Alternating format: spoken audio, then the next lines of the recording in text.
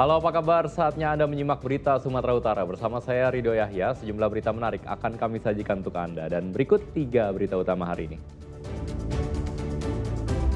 Seorang remaja berusia 17 tahun nekat membegal dan membacok seorang pedagang sate keliling hingga kritis.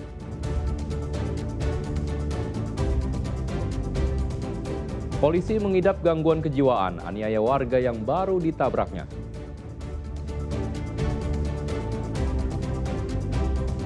Jembatan penghubung antar desa di Kabupaten Labuan Batu Utara putus tergerus aliran sungai.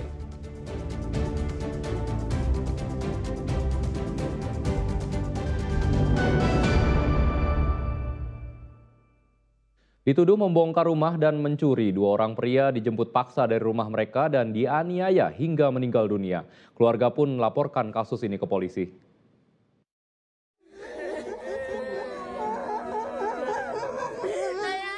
Kedatangan jenazah di rumah duka sontak membuat keluarga yang menunggu menangis histeris.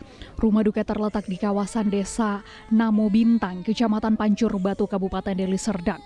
Reza Fahlevi, pria berusia 30 tahun itu merupakan korban penganiayaan. Ia adalah satu dari 2 orang yang dijemput paksa oleh sejumlah pelaku yang diduga menganiaya korban hingga meninggal dunia.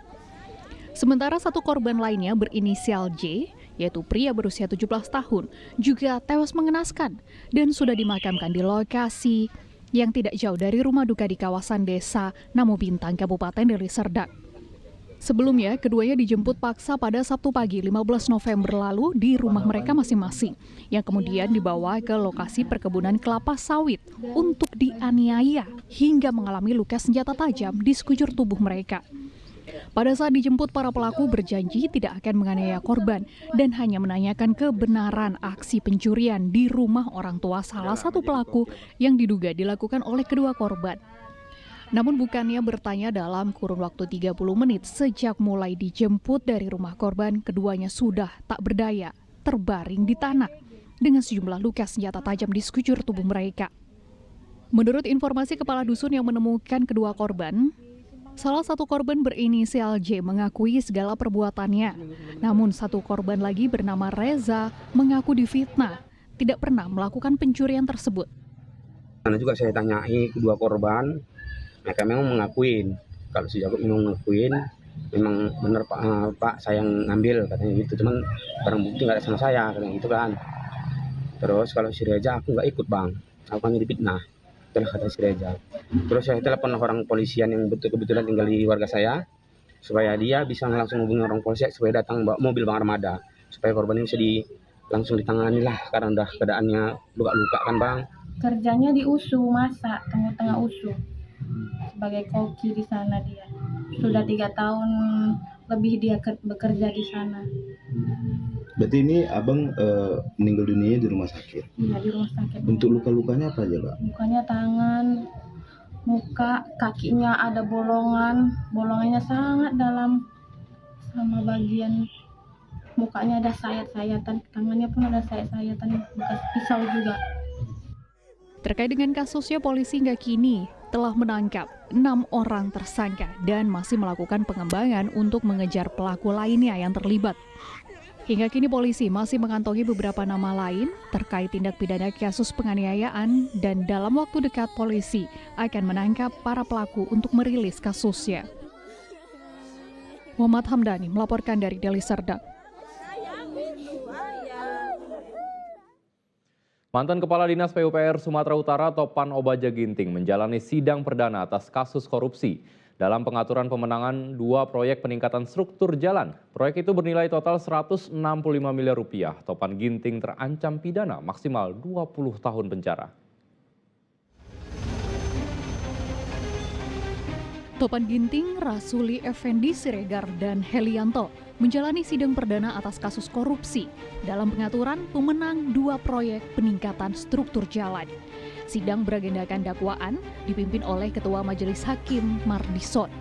Selain Topan Ginting, turut disidangkan dalam waktu bersamaan yaitu pejabat pembuat komitmen unit pelaksana teknis daerah Gunung Tua, Rasuli Effendi Siregar, dan Helianto, mantan pejabat pembuat komitmen pada Satuan Kerja Pelaksana Jalan Nasional Wilayah 1 Kementerian PUPR.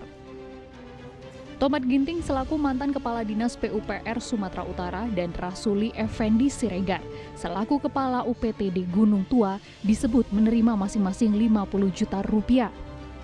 Tak hanya itu, mereka dijanjikan fee sebesar 5% dari nilai kontrak proyek oleh Direktur PT Dahilan Natolu Group, Muhammad Ahirun Piliang alias Kirun, dan Direktur Utama PT Rona Namora, Muhammad Raihan Dulasmi Piliang alias Raihan. Sementara Ahirun dan putranya tengah menunggu putusan dalam berkas perkara terpisah. Adapun proyek yang diatur yakni 2 paket peningkatan struktur jalan provinsi pada ruas Sipiongot, Batas Labuhan Batu, dan ruas Hutai Baru Sipiongot dengan total nilai anggaran mencapai 165 miliar rupiah lebih. Atas perbuatannya, mantan Kepala Dinas PUPR tersebut terancam dengan pidana penjara minimal 4 tahun dan maksimal 20 tahun penjara. Kami akan kami pilah-pilah bagaimana apa yang saksi-saksi yang mendukung pembuktian dakwaan. Kurang lebih sekitar 30 sampai 40 orang. Gitu loh, Ya. Pak Kelurahan. Pak, itu saksinya apakah ada nama ini Bobi Nasution dan Rektor USU ada nggak Pak, termasuk saksi yang akan dihadirkan? Nantilah kita lihat dulu ya saksi-saksinya, nanti pasti tahu kan siapa yang akan kita lakukan. Namun kalau tidak salah di berkas penyidik memang kedua saksi itu tidak. KPK menetapkan 5 tersangka dalam operasi tangkap tangan terkait korupsi proyek pembangunan jalan di Sumatera Utara. 5 tersangka masing-masing Topan Obaja Ginting selaku Kepala Dinas PUPR Provinsi Sumatera Utara, Rasuli Effendi Siregar selaku Kepala UPTD Gunung Tua Dinas PUPR Provinsi Sumatera Utara, kemudian Helianto selaku PPK Satker PJN Wilayah 1 Provinsi Sumatera Utara, Ahirun Effendi Siregar selaku Direktur Utama PT DNG, dan Raihan Dulasmi Piliang selaku Direktur PT Rona Namora. Tutiala Walubis melaporkan dari Medan. Seorang pria mengenakan atribut polisi menganiaya seorang pemotor di Jalan Sisingamaraja, Medan.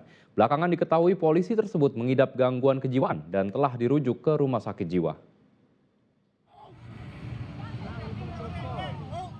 Seorang pria yang menggunakan atribut polisi terekam sedang menganiaya pengendara sepeda motor yang mengalami kecelakaan.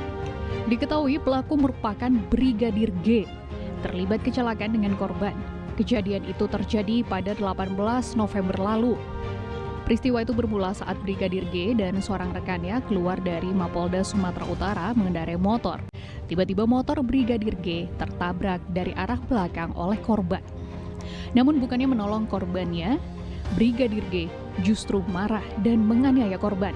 Kebetulan anggota kami atas nama Brigadir G itu terindikasi terkena gangguan kejiwaan. Sejak kapan Pak gangguan jiwa yang dialami personel ini Pak? Ya, sudah cukup lama kami lakukan pengobatan dan memang karena yang bersangkutan belum punya track record untuk tindakan hal-hal yang menyimpang, jadi masih dalam perawatan saat ini. Setelah peristiwa itu terjadi, Brigadir G telah menjalani observasi kesehatan di Rumah Sakit Bayangkara dan telah dirujuk ke Rumah Sakit Jiwa.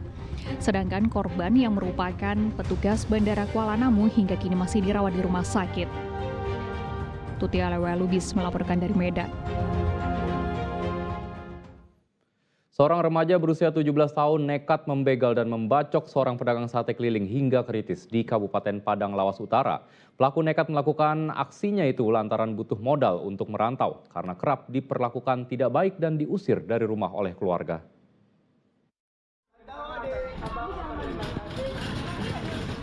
Pedagang sate keliling jadi korban begal. Korban mengalami luka serius dan kritis hingga saat ini. Aksi pembegalan berlangsung di Kecamatan Hulu Sihapas, Kabupaten Padang Lawas Utara, Tapanuli Selatan. Pelaku begal diketahui seorang remaja berusia 17 tahun berinisial AHS. Ia ditangkap di rumahnya di Kecamatan Portibi, Kabupaten Padang Lawas Utara sehari setelah kejadian. Pelaku mengakui nekat melakukan aksi itu lantaran kerap diperlakukan tidak baik oleh pihak keluarga dan diusir dari rumah, sehingga hendak berangkat merantau ke Kota Padang. Sebelum merantau, ia muncul niatan untuk melakukan aksi begal agar memiliki kendaraan untuk dibawa merantau. Sebelum melakukan aksi brutal itu, pelaku lebih dulu mempersiapkan sebilah parang dan menunggu calon korban di jalan yang sepi. Yang pada saat itu seorang pedagang sate keliling lewat dan pelaku langsung membacok sekucur tubuh korban dengan sebilah parang hingga korban mengalami luka dan kritis. Setelah korban tidak berdaya, pelaku membawa sepeda motor korban lengkap dengan gerobak satenya. Kita lihat dari kronologisnya ini membabi buta. Jadi parang yang dia bawa pada hari itu, alat yang digunakan, dia kejar korbannya yang kebetulan mengendarai sepeda motor untuk jualan sate. Kita bisa lihat sendiri.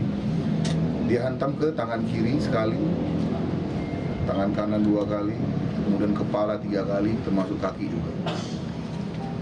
Sehingga lukanya sangat serius pada korban dan dia bawa lari sepeda motor yang ada gerobaknya ini. Saat ini pelaku telah ditahan di Rutan Mapolres Tapanuli Selatan dan dijerat dengan pasal tentang pencurian dengan kekerasan yang ancaman hukumannya 12 tahun penjara. Rizky Ramadan melaporkan dari Tapanuli Selatan.